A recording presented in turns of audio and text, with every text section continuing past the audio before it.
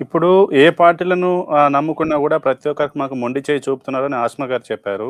మీరు గూడా నిరుద్యోగులు కావచ్చు, విద్యార్థులు గూడా రాజకీయాల్లోకి రావాలంటున్నారు. నిజంగా నిరుద్యోగులందరూ గూడా ఒక తాటిపైకి వచ్చి ఏదైనా ఒక పార్టీ పెడితే అది ప్రాంతాలకు, మతాలకు అతీతంగా కేవలం నిరుద్యోగుల పక్షాన ఒక పార్టీ పెడితే అది నిజంగా సక్సెస్ అవుతుందా? మీ నిరుద్యోగులే మీకు సపోర్ట్ చేస్తారా? ఎందుకంటే ప్రస్తుతం ఉన్నటువంటి ఈ సమాజంలో నిజంగా ఎటువంటి ఫండింగ్ లేకుండా, ఎటువంటి ఆహ్, బ్యాక్ సపోర్ట్ లేకుండా పొలిటికల్ పార్టీ పెట్టి సర్వైవ్ అవుతారా? సర్వైవ్ అయ్యేటప్పుడు మీకు నిజంగా మిమ్మల్ని ఎంకరేజ్ చేసిన నిరుద్యోగులే మీరు వన్ స్టెప్ ఏసిన తర్వాత సపోర్ట్ చేసే అవకాశం ఉందా? సార్ ఖచ్చితంగా నేను చెప్తాను.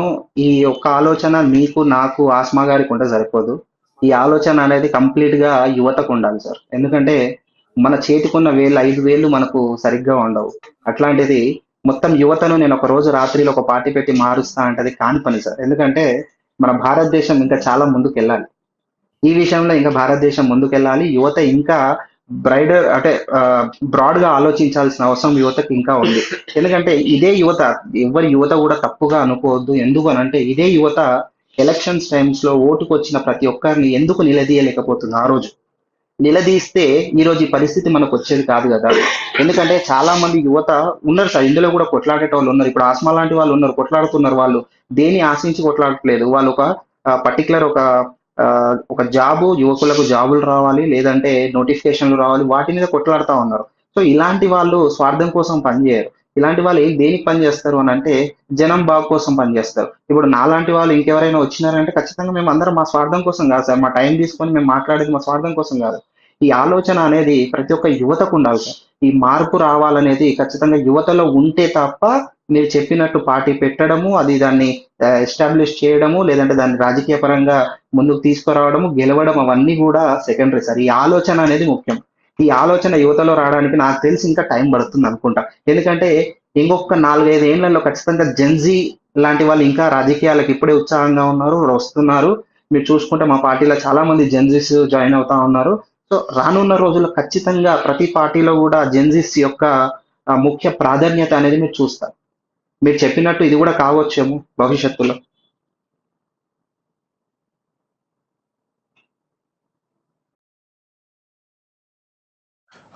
ఆస్మా గారు నిజంగా మీరిప్పుడు ఒక టీచర్ ఎళ్ళినట్టున్నారు. సంతోష్ గారు ఆహ్, నిజంగా ఒకవేళ ఈ యువతలో గనక వాళ్ళందరూ ఏదైతే ఓటు వేసేటప్పుడు నిజంగా అడిగినటువంటి ఆ వ్యక్తిని నిలదీసి, మీరు మాకెందుకు ఉద్యోగాలు ఇయ్యలేకపోతున్నారు, మాకెందుకు ఉపాధి కల్పించలేకపోతున్నారు అని చెప్పి అడిగే ధైర్యం లేదని చెప్పి మీరంటున్నారు. నిజంగా ఒకవేళ అడిగితే ఆ అడిగే కెపాసిటీ ఉంటే, ఆ వ్యక్తిని నిజంగా అక్కడ మనుగడ సాగించేటువంటి అవకాశం ఉందా? ఎందుకంటే టార్గెట్‌లు చేసి ఎవరైతే ఆయనకి సపోర్ట్‌గా ఉన్న వాళ్ళే వారి యొక్క నాయకుడిని ఈయన క్వెషన్ చేస్తే ఇమ్మీడియేట్‌గా వాళ్ళే అతని పైన ఒక వివక్ష చూపించేటువంటి సమాజంలో మనం ఉంటున్నాం. నిజంగా అట్లా అడిగేటువంటి అవకాశం ఉందా? రెండవది ఇప్పుడు కొత్త ఉద్యోగాలు ఇచ్చేటువంటి పరిస్థితి లేదు. కానీ ఉన్న ఉద్యోగాలను తీసివేసేటువంటి పరిస్థితి అయితే జరుగుతున్నట్టుగా తెలిసింది. దీన్ని ఎట్లా చూస్తారు మీరు? అది ఏమైంది నిన్న మొబైల్ సంతోష్ గారు. ఖచ్చితంగా ఆహ్, ఆహ్, సంపత్ గారు, ఈ ఆలోచన రావాలంటే ఖచ్చితంగా యువతలో మార్పనేది రావాలి. సో, నేను ఇందాక చెప్పినట్టు గూడా ఆలోచన వస్తే తప్ప దాన్ని మనం ముందుకు తీసుకెళ్ళలేం. ఎందుకంటే ఆ ఆలోచన ఒక్కరికి గాదు, ఇద్దరికి గాదు. ఆ ఆలోచన కంపల్సరీ మొత్తం యువతకు రావాలి. ఆ యువతకొస్తే తప్ప మీరు చెప్పినట్టుగా మార్పు గాని, లేదంటే ప్రశ్న అడిగిన వారికి గాని, లేదంటే ఆహ్, రేపు రాజకీయంగా ఎవరైనా సరే ప్రశ్నించాలి అనంటే ముందు ఒకరు స్టార్ట్ చేయాలి. ఈరోజు ఇద్దరు, ముగ్గురు స్టార్ట్ చేశారు. నలుగురు, ఐదుగురు స్టార్ట్ చేశారు. అది వందలలో, వేల సంఖ్యలలో చేరుతుంది. రేపు లక్షలలో, కోట్లలో చేరినప్పుడు ఆటోమేటిక్‌గా మార్పనేదొస్తది. సో, ఆ మార్పు కోసం అందరం గూడా వెయిట్ చేయాల్సిందే తప్పదు. అయితే నిజంగా మీరు ఆ మార్పనేది వస్తేనే సాధ్యమవుతుందని చెప్తున్నారు. కానీ ఇప్పుడు ప్రస్తుతం ఉన్నటువంటి ప్రభుత్వం ఏదైతే కొత్త ఉద్యోగాలు ఇవ్వాల్సింది పోయి, ఏదైతే టీచర్స్‌గా ఉన్నటువంటి వారి ఉద్యోగాలు తక్కువ చేసే ప్రయత్నం. ఎందుకంటే ఈ సింగిల్ టీచర్ స్కూల్‌లు తీసేయడం, అలాగే విద్యార్థులు తక్కువ ఉన్నటువంటి స్కూల్‌లు తీసేయడం, వీటన్నిటిని చేసి ఉన్న ఉద్యోగాలను తీసివేసేటువంటి పరిస్థితే కనబడుతుందని చెప్పి చాలామంది ఆరోపణలు చేస్తున్నారు. అలాగే స్వయం ఉపాధి అవకాశాలు కల్పించడంలో కూడా ఫెయిల్ అయిపోతున్నారు. మాకు ఇస్తామన్న ఈ యొక్క నిరుద్యోగ భృతి కావచ్చు, ఈ రాజీవ్ యువ వికాసం లాంటి పథకాలు కావచ్చు, ఇవ్వలేక మమ్మల్ని ఎందుకు ముప్పు తిప్పలు పెడుతున్నారని ఆగ్రహం వ్యక్తం చేస్తున్నారు. దీన్ని ఎట్లా చూస్తారు మీరు? ఎందుకు ఈ చిన్న చూపు చూస్తున్నారని భావిస్తున్నారు మీరు?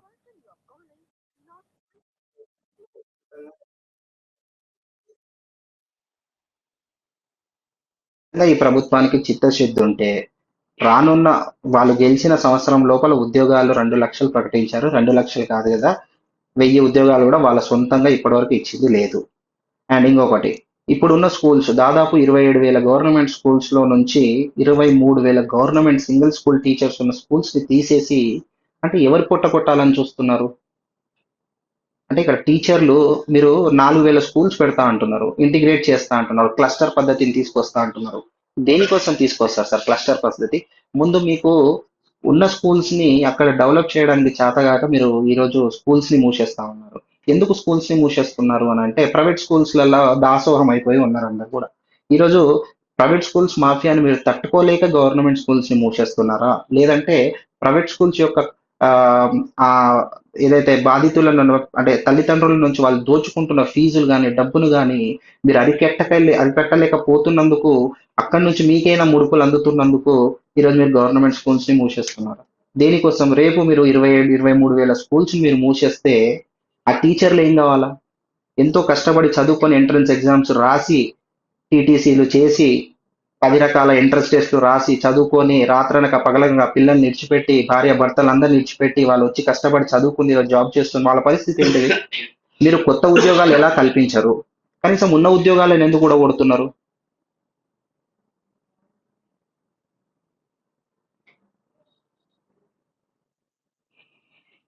చూస్తే ఏదైతే ప్రతి సంవత్సరం తెలంగాణ రాష్ట్ర వ్యాప్తంగా 8-10 లక్షల మంది విద్యార్థులు గ్రాడ్యుయేట్ పట్టభద్రులై బయటికి వస్తున్నారు. ఈ గవర్నమెంట్ నోటిఫికేషన్ పక్కకు పెడితే ఎవరైతే విద్యార్థులు ప్రతి సంవత్సరం ఒక 10 లక్షల మంది బయటికి వస్తున్నారో వాళ్ళకి ఉద్యోగ అవకాశాలు కల్పించడం, అది ప్రైవేటు రంగం పరంగా కావచ్చు, ప్రభుత్వ రంగ పరంగా కావచ్చు, వాళ్ళకి ఉద్యోగాలు కల్పించాల్సినటువంటి అవసరం ప్రభుత్వానికైతే ఉంది. లేదంటే ఈ స్కిల్ డెవలప్‌మెంట్‌కి సంబంధించి పరిశ్రమలకు ఎటువంటి స్కిల్స్ రిక్వైర్‌మెంట్ ఉన్నాయో, ఎందుకంటే ఈ ఎడ్యుకేషన్‌లో థియరీ నాలెడ్జ్ ఉంటుంది కాబట్టి, బయట మనకు ప్రాక్టికల్ నాలెడ్జ్ కావాలి. దానికి అనుగుణంగా ఎటువంటి నాలెడ్జ్‌కి సంబంధించి స్కిల్స్ పెంపొందించాలనేది కూడా ప్రభుత్వం దృష్టి పెట్టాలి. కానీ పట్టభద్రులు అవుతూనే ఉన్నారు. పుట్టగొడుగుల్లా ఈ యొక్క కాలేజీలన్నీ బయటకు వస్తున్నాయి. చదువుతూనే ఉన్నారు. లక్షల లక్షల ఫీజులు కడుతూనే ఉన్నారు. అయినా గూడా ఈ బయటకు వచ్చిన వాళ్ళు ఖాళీలుగా ఇట్లా నిరుద్యోగులుగా కొంతమంది గవర్నమెంట్ జాబ్‌లకు ప్రిపేర్ అయ్యేవారు మినహాయిస్తే మిగతా వాళ్ళు జాబ్ చేద్దాం అనుకున్న వాళ్ళు వారి అర్హతకు తక్కువగా ఉన్నటువంటి ఏదైతే ఒక ఒక బీటెక్ లేదా ఎంటెక్ చేసిన వ్యక్తి వచ్చి ఇప్పుడు చిన్న చిన్న ర్యాపిడో డ్రైవర్లుగా, ఓలా డ్రైవర్లుగా, జొమాటోలో, స్విగ్గీలో పనిచేస్తున్నారు. ప్రభుత్వం ఎందుకు ఈ ప్రైవేట్ రంగాల్లో గూడా ఉద్యోగాలు కల్పించలేకపోతుంది? ఎందుకు ప్రోత్సాహకాలు ఇవ్వలేకపోతుంది? సో, మనకు ఇక్కడ గవర్నమెంట్ జాబ్స్‌కి పక్కన పెడితే ప్రైవేట్ జాబ్స్‌లలో మనకు ముఖ్యంగా ప్రైవేట్ కంపెనీస్ గాని వాళ్ళందరూ చూసేది కూడా స్కిల్స్.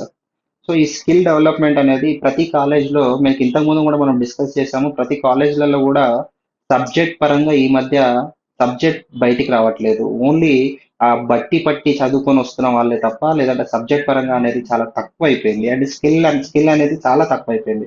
రేపు పొద్దున యువతకు ఈ ప్రైవేట్ రంగాల్లో కూడా ఉద్యోగం కల్పించాలంటే ఖచ్చితంగా ప్రభుత్వము స్కిల్ డెవలప్‌మెంట్ సెంటర్స్ ఓపెన్ చేయాలి. ఆ స్కిల్ డెవలప్‌మెంట్ సెంటర్‌లు ఓపెన్ చేసి వాళ్ళకు బేసిక్ కంప్యూటర్ నాలెడ్జ్ ఎడ్యుకేషన్ గాని, లేదంటే స్కిల్‌ని ఇంటర్వ్యూకి పోతే ఎలా మాట్లాడాలి, ఏం మాట్లాడాలనే ఆ ఒక నాలెడ్జ్‌ని నేర్పించి రేపు పొద్దున ప్రైవేట్ కంపెనీలకు పంపిస్తేనే కదా! ఆ మాత్రం మనము కాలేజ్ రోజుల్లో నుంచే మనం డెవలప్ చేయకపోతే, ఆ ఇన్‌స్ట్రక్షన్స్ కాలేజెస్‌కి ఇవ్వకపోతే, ఇప్పుడు కాలేజ్ ఎంతసేపు కూడా ఫీజు కట్టించుకొని వాళ్ళు సబ్జెక్ట్ చెప్తున్నారు తప్ప, రేపు పొద్దున నువ్వు చదువుకొని డిగ్రీ కంప్లీట్ చేసి, బీటెక్ కంప్లీట్ చేసి రేపు ఇంటర్వ్యూకి అటెండ్ కావాలంటే, దానికి సంబంధించి కోర్స్ గాని, దానికి సంబంధించిన సబ్జెక్ట్ గాని, దానికి సంబంధించి ఎవరు కూడా కాలేజ్‌లలో ఎవరు కూడా నేర్పించరు సార్. సో, ఇది ఎక్కడ నేర్చుకోవాలంటే, ఇలా గవర్నమెంట్ ఒక ఇన్‌స్ట్రక్షన్స్ పెట్టాలి గదా! ఎందుకంటే రేపు నువ్వు ఇక్కడ చదువుకొని రేపు పోయి జాబ్ చేయాలి. నువ్వు జాబ్ చేయాలంటే రేపు పొద్దున నీకు కావాల్సిన స్కిల్స్ అని నువ్వు కాలేజీలో ఎందుకు నేర్పించలేకపోతున్నారు? ఈ కాలేజీలకు మీరు గైడ్‌లైన్స్ ఎందుకు ఇవ్వలేకపోతున్నారు? ఈ ప్రభుత్వాన్ని అడుగుతా ఉన్నాను. మరి మీరు సరే ఇవ్వట్లేదు. ప్రైవేట్ కాలేజీలెస్‌లో అనుకుందాం. వాళ్ళు చదివిపిస్తారు, వాళ్ళు నేర్పిస్తారు, పంపిస్తారు. కొంతమంది చదువుకొని బయటకొస్తా ఉన్నారు. ఓకే. మరి ప్రభుత్వ కాలేజీలలో చదువుకొని, ప్రభుత్వ స్కూల్స్‌లలో చదువుకొని వచ్చే వారికి ఎవరిస్తారు? స్కిల్స్ డెవలప్‌మెంట్ ప్రభుత్వమే గదా! ప్రొవైడ్ చేయాలి. ప్రభుత్వమే గదా! మరి స్కిల్ డెవలప్‌మెంట్ సెంటర్స్ అన్నీ ప్రొవైడ్ చేసేసి అన్నీ పెట్టాల్సింది. ఎందుకు పెట్టట్లేదు? దేనికోసం పెట్టట్లేదు అనంటే, వీటన్నిటి మీద చిత్తశుద్ధి అనేది మన కాంగ్రెస్ ప్రభుత్వానికి కానీ ఇప్పుడున్న ప్రభుత్వానికి కానీ లేదు సార్. మనకు ఎంతసేపు కూడా ఇప్పుడున్న కాంగ్రెస్ ప్రభుత్వానికి అలాగే మన ముఖ్యమంత్రి గారికి ఉన్న మేజర్ ఎజెండా ఏంటంటే తెలంగాణ రాష్ట్రంలో 1000 కోట్లు 500 కోట్లు పెట్టి గాంధీ విగ్రహాన్ని కట్టాలి. ఆ తర్వాత ఆ గాంధీ విగ్రహం పక్కకెళ్ళి మూసీ నది ఇట్లా డైవర్ట్ తీసుకొని అందులో మన వీరందరూ కూడా కాంగ్రెస్ నాయకులందరూ కూడా ఆ మూసీ శుద్ధీకరణ చేసిన తర్వాత అందులో బోటింగ్ చేయాలి. ఇది కనిపిస్తున్న మెయిన్ ఎజెండా ఇప్పుడు కాంగ్రెస్ ప్రభుత్వంది. ఎందుకంటే మూసీ నదికి 1000 కోట్లు ఖర్చు పెట్టి సుందరీకరణ చేస్తా ఎవడు ఆపలేను అని అంటున్నాడు కదా. మరి నువ్వు స్కిల్ డెవలప్మెంట్ సెంటర్లు కాలేజీలు ఇవన్నీ ఎందుకు మూసుకుంటున్నావు సార్? అవన్నీ మూసుకుంటే దాంట్లోకి వెళ్ళి జనరేట్ అయిన రెవెన్యూని మూసేసుడు అంటే మంచి ఇది మన సామెత ఉంటుంది సార్, మంచినంత తీసుకొచ్చి గంగపాలు చేసినావు అన్నట్టుగా ఈరోజు నువ్వు స్కూల్స్ బంద్ చేసి నువ్వు మూసీ సుందరీకరణ కోసము చేస్తా అంటున్నావు. మరి దేనికోసం మూసీ సుందరీకరణ? అంటే 1200 మంది విద్యార్థులు బలిదానం చేసుకున్న తెలంగాణలో మీరు ఈరోజు మూసీ సుందరి కోసమా? విద్యార్థులు ఈరోజు ఆత్మహత్యలు చేసుకుని తెలంగాణ సాధించింది మూసీ సుందరీకరణ కోసమా? దేనికోసం సార్? గాంధీ విగ్రహం కోసమా? ఎందుకు సార్ మాకు గాంధీ విగ్రహము? ఈ గాంధీ విగ్రహాలు నెహ్రూ విగ్రహాలు ఇవన్నీ మాకొద్దు సార్.